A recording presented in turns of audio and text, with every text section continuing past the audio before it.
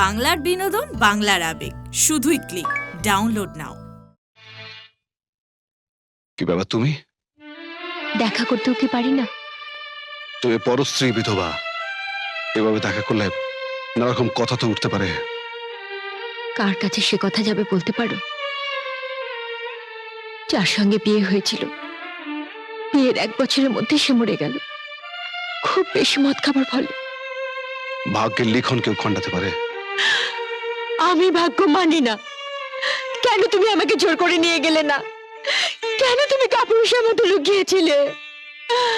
আমার এই অবস্থার জন্য তুমি দায়ী। হ্যাঁ, তুমি। পারবিতা, তোমার সব প্রশ্নের উত্তর আমার জানা আছে, কিন্তু আমি দেব না। আমার মাকে আমি মৃত্যুসজ্জায় কথা দিয়েছিলাম যে বিয়ের স্বপ্ন আমি কোনোদিন দেখবো না, আর সে কথা আমি রাখবই। আর দেখছই তো, যদি কাউকে বিয়ে করতাম তাহলে সে হতভাগীর কি হতো? 2 দিন বাদে তো আবার ফাঁসি হয়ে যাবে। সত্যি কি তুমি লোকটাকে নেশার করে গাড়ি চাপা দিয়েছিলে? মিতা, তুমি তো জানো নেশা কাকে বলে তা আমি জীবনে জানি না। তারপর নেশার ঘোর। তাহলে মিতা, লোকটাকে আমি গাড়ি চাপা দিইনি, কিন্তু কি করে যে আমার গাড়ির চাকার নিচে এসে গেল, তারপর কিছু বুঝতে পারছি না, সব গোলমাল হয়ে যাচ্ছে। তাহলে আদালতে তুমি তাই বলো? সেটা আমার ব্যাপার, আর কিছু বলবে? হ্যাঁ, একটা কথা শেষবারের মতো বলে যাই। তোমার বিরুদ্ধে আমার বাবা কোর্টে দাঁড়াচ্ছে।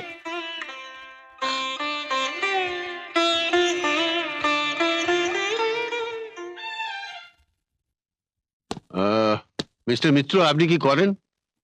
আমি লরি চালাই। লরি যারা চালায় শুনেছি তারা মদ খেয়ে লরি চালায়।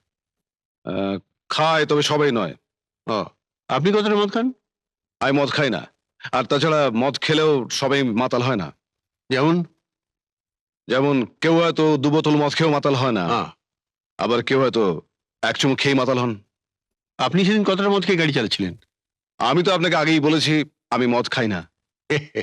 Thank you. Note it please my lord. আসামি সেদিন মদ না খেয়ে সুস্থ শরীরে ঠান্ডা মাথায় একজন গরিব চাষিকে লরি চাপা দিয়ে মার্ডার করেছিল। আপনারা কি একমত হয়েছেন? তাহলে বলুন, আসামি দোষী না নির্দোষ? মাই লর্ড, মহামান্য জুরিদের মতামত শোনার আগে আমার কিছু বক্তব্য আছে। মহামান্য আদালত যদি অনুমতি দেন তাহলে আমি আমার বক্তব্য পেশ করতে পারি।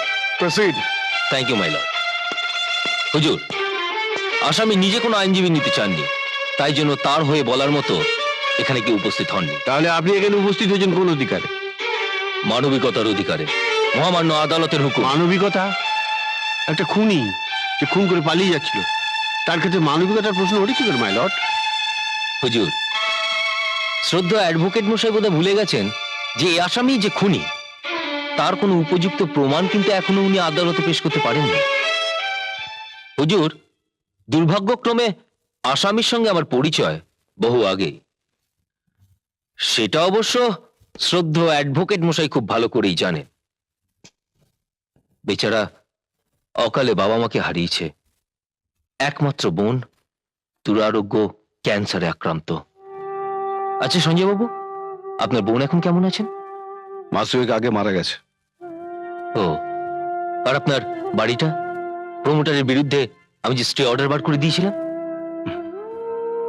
সন্ধ্যা, মানে আমার বোন মারা যাওয়ার পরে আমি সব ছেড়ে ছুড়ে দিয়ে বেরিয়ে এসেছি। নাও মাই লর্ড, যার অতীত এরকম তার মানসিক ভারসাম্য হারানো এমন কিছু বিচিত্র নয়। আচ্ছা সঞ্জয় বাবু, অ্যাক্সিডেন্টটা যখন হয় তখন কি উল্টো দিকে কোনো গাড়ি ছিল? হ্যাঁ, উল্টো দিক থেকে একটা খয়েরি অ্যাম্বাসেডর। Objection my lord. উনি আদালতকে বিভ্রান্ত করার চেষ্টা করছেন। না হুজুর, মহামান্য আদালত এতক্ষণ বিভ্রান্ত ছিলেন, আমি শুধু সত্যটাকে উদ্ঘাটন করে দিলাম। উদ্ঘাটন করে কার উপকারটা করলেন? একটা খুনির না মৃতের সংসারের? মাই লর্ড, সংসারের একমাত্র উপার্জনশীল মানুষ, অন্ধ বাবা মায়ের একমাত্র অবলম্বন, সে মারা গেল।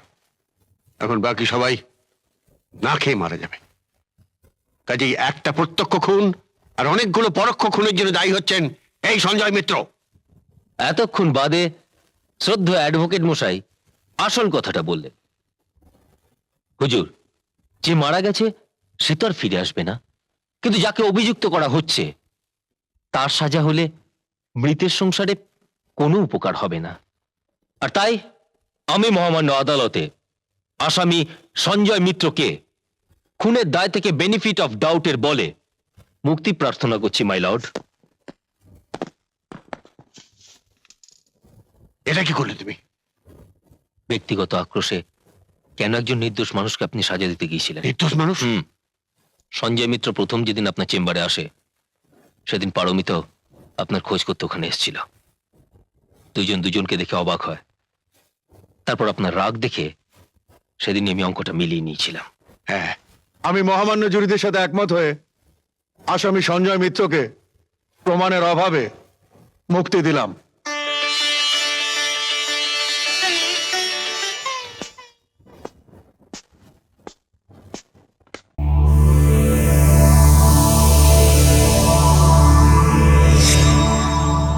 এরকম আরো অনেক সিনেমা দেখতে হলে ডাউনলোড করুন ক্লিক অ্যাপ।